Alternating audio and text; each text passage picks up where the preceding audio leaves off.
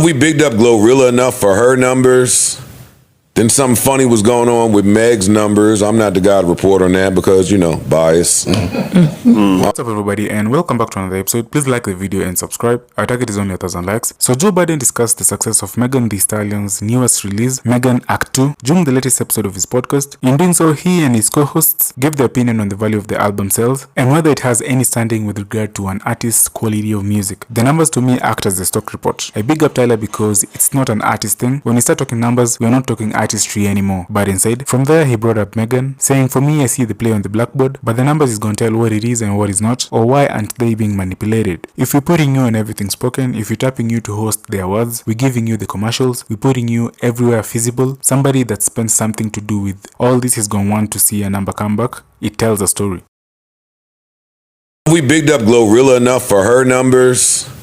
Then something funny was going on with Meg's numbers. I'm not the guy to report on that because, bias.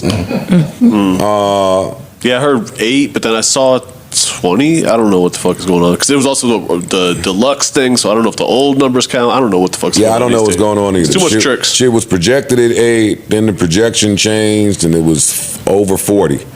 Oh, 40, yeah. Okay. I don't care about none of that number shit. Me either. I'm saying every time the topic of numbers come up. Yes, even with the Tyler thing, that's amazing just because nobody's really doing that. So we do want to shout certain things out, but your numbers don't determine anything. I don't really give a fuck. I like bigging up great numbers. I don't like shitting on bad numbers. Shitting on someone for getting bad numbers. Yeah. Like that's not necessarily. It's just not a metric for me to determine if your music is good or not. The numbers do matter to me. The numbers do matter to me. They don't matter in terms of deciding what music is good or not. I agree with that. Yeah. But the numbers to me act as the fucking barometer. The stock report. I big up Tyler. That's whack. Because I don't think so. Because it's not an artist thing. When we start talking numbers, for me, we're not talking artistry anymore. Wait, when you say the numbers act as the stock report, you talking about so that particular artist, their stock is based on the number, or you just saying in general? Can be. But if the numbers can be manipulated and it's bullshit, then how do we? That's why I say that's whack. But the numbers tell you that too, and I want the numbers to tell me. It's like when everybody was raving about whatever that Travis Scott first week number was, and then that second week number came. Like I like that investigative. They weren't telling you anything, but that tells you something. Even if they push the button, that tells you something. Yeah, that's what I'm saying. Like even with Meg, right? Like. For me, I see the play on the blackboard, but the numbers is going to tell what is and what's not, or why aren't they being manipulated, right? Like if we putting you on everything smoking, if we tagging you to host the awards, we getting you the commercials, we doing this, we putting you everywhere feasible. Somebody that spent somewhere has something to do with this, want to see a number come back at the end of the day. It tells a story. But if they don't come back, now what story does it tell? When you have big boy branding, big boy marketing, all of these looks, and then your numbers don't come back, what does it say? It tells you that whoever is on your team is not looking for their payday from the music aspect of what's going on. They'll take it from Could be that. There's a bunch of different storylines that could come out of that. A lot of that. Got you. There's a lot of different storylines that come out of that. No, I was asking. I didn't know. It could say that your marketing shit doesn't work. It's not impactful. It could be we don't care about music. It could be. There's a million different things that numbers could say. Yeah, I agree with that. But numbers are not. They're not a reflection of artistry. Quality of music and quality music. And that's where I get pissed off. I'm celebrating Tyler because we've seen it from A to Z. Yes. So you have to celebrate those numbers. We have a good idea, and we've seen enough to know that ain't a whole bunch of bundle tricks and label games. This is somebody working a fan base and growing it to where it is today. Same with Glorilla. It's a lot of vinyl sell in there. That's amazing. But yeah, it's amazing. That's even better. Which more solidifies it. Yeah. They actually went out to purchase. He had but again, preparation, had the vinyls ready to go when the album dropped. These shipped out right away. A lot of these acts, album dropped Friday, and if you prepaid or whatever to get the vinyl, you're not going to get your vinyl for a month. A lot of that shit is drop ship, pre-order shit. They haven't pressed a single fucking vinyl. They haven't done anything yet. They calculate all the orders, and then they're ordering basically ship to order. Vinyl's expensive. Yeah, I was about to say, you got to be a top tier artist to really do that. Well, not even that. You just don't want to make more than you're gonna sell. Like, you don't have to be. There's plenty of independent artists that do it and probably aren't selling but a couple hundred pieces. And have them ready from the rip. vinyl you can't make the order. Yeah, You got to order. yeah. So now that's on you how much you gonna get sold, or else you'll be sitting with. That's what I'm saying. Whatever you order. So to Ice's point, when they have them pre-order, and you get a quote unquote idea of where your first week numbers are, then you can now hit the manufacturer and say press this many. Yeah, but it takes a while to get vinyl but pressed now it too, takes so a that's minute. another You thing. said it take yeah. a month. Yeah, it takes a minute. That's No, why. it takes longer than a month. So, Yeah, depending on Takes longer than your that. situation. Yeah. Okay. Glorilla numbers, more of the same. This is a new act.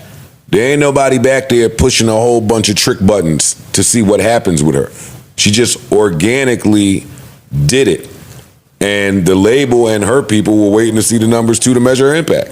And it got measured. It got measured. In some cases, the numbers help you to celebrate what you need to celebrate with artists. That's all I'm saying. Go Tyler. Yeah. yeah, congratulations. Go Glow. Yeah. I love it. Now I want to know if love Tyler it. thinks he raps better than J. Cole. I think he thinks that. I think he thinks. There y'all niggas out there is gonna give me a legit definition for staying on business. Boy, it changes. He was literally standing like the whole game. It seemed like, It was the corniest shit I've ever seen. Let me say this first. Drake's not wrong for feeling away, right? If I think we're cool, and then the next thing I know, you crip walking in the video that calls me a pedophile, I have a right to feel a way about 1000%. about Absolutely. that. For sure. However, at the point that I'm going to do something about it, I gotta actually do something about it. I can't just show up to the game. and mean mug you the whole time. Except it's not a mean mug. Look, That's him doing something about it. And his view. What the That's his fuck view. is he doing? His mean mugging. Then he walked past pussy ass nigga. Oh, that was the worst Really? part. Really? Because you would think from the because first of all the Drake bots put it out first as if like he said that shit to homie like in front of him like yo you fuck out of here pussy. That's what I thought he did. It was like pussy. Like dude was all the way at half court by the time he said that Yeah, shit. dude was at a concession stand by then. Yeah, like that's to me that just made the shit look worse, and you already look like you overthinking this. You already look like you feel a way about this too much. You already look over emotional about this, and going to the game trying to be fucking bird from Butter Rim like don't. Yo, I'm not mad at Drake feeling the way. I'm about not mad this. at Drake feeling and the way they neither. And I don't resurfaced think the he's clip. being over emotional. They resurfaced the clip where fine DeMar with DeRozan was on Club Shay Shay, and he's explaining how Drake was there for him when nobody else was. Drake held him down. That's my man. That's always going to be my man. So with all of that going on, if you step on the other side, especially with what they were calling him, and you take part in that, you in the video, and you doing a little bit extra, like Russell Westbrook, LeBron, they were at the Pop Out show. No, yeah. They wasn't in the Not Like Us video. You went to Drake after you were traded. What did you guys talk about? Man, we just really sat there and but besides basketball, everything, just the reassurance of like, that was my partner. That was a friend. That was a friend of mine that was like, man, get away from everything. I know it's crazy. I couldn't even turn on TV that day. Phone was going crazy. I just went over there and we sat and talked for hours.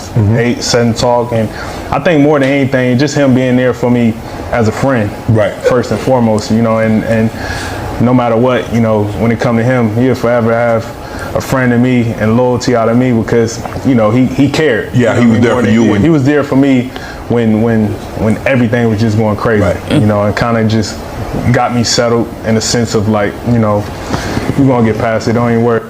So what had happened? Right. That's So if I have that relationship with somebody and you popping out over here, Yeah. I'm gonna have a problem with you, and I'm gonna forever have a problem with you. And he's 1000% accurate. And I'm gonna climb up to the rafters and pull down your little banner. that's the shit I ain't like, man. Nigga, I'm the mayor. Your But shit that's is what he said. your shit is never gonna get in the rafters. Yeah, that's what he's I saying. promise you it will though. That's like some over my dead body type shit. It Like, will be nigga, over his dead body. Hey, listen, you know the power I got Yo, out dog. here. Y'all ain't doing that. We They won't sports do it. fans, right? I remember when DeMar DeRozan got traded. He was fucked up. He said, yo, they betrayed me. He went publicly like, yo, y'all told me that y'all wasn't trading me. He felt betrayed, all that other shit, and he was kind of distraught. So if that's true, if that's true, It is and true. now I'm just gonna put So we ain't got to if it's true. Yo, so now you come to me, you fucked up, and I'm your real friend. Like we don't know. These niggas could have had mad social interactions where off camera, off the court. This is my man. Nigga, I'm in Toronto. This nigga's the mayor of Toronto, basically. I'm one of them niggas in Toronto. This is my man. So, dog, that's where I want to push back a little bit. And maybe I'll just do it for Corey, you have not one empathetic bone in your body, my nigga. You have not an emotional bone in your body. He's a fucking serial killer. Holy shit. Just for shits and giggles, I'm going to try to do this back and forth. Sure. I'm not saying I feel like this. Don't attack me. No, I'm not. Yes, all of that's true. Yes, I do believe that Drake and DeMar DeRozan had some form of a real relationship, like a real friendship. Yeah, not you saying no. Gotcha. You saying man's cool. What happens when my man's times 3 pulls up though? Understandable. Let me talk. You sent Ice to Burlington Coat Factory when Danny pulled up. I did not. That's not true. That's not true. I don't think that's not. That's not a fact. Let me finish my joke. That's the joke. But let me joke. But we not joking. We being serious. I'm joking even when I'm serious. But let me get my shit off. Ice is still your man, but he had to take that walk to the store and get you some jeans. That's not what happened. But nigga walked to the car. My premise is, all right, that's your man, but you from Compton, you go on songs with this dude, you in videos with that's my man. I understand. What'd you say to that? Still stay neutral, right? Stay out of it. I'm gonna stay neutral. You don't gotta stay neutral. I'm gonna stay neutral. He asking what my opinion Got it. is. That's it. I have a follow-up question. Look, it's niggas that if one of my friends wanted to beef with Ice, right? If I can't mediate it, like, yo, that's my man. Like, get the fuck out of here. Y'all not beefing. Y'all not arguing. At the very minimum, I'm gonna be neutral in that situation.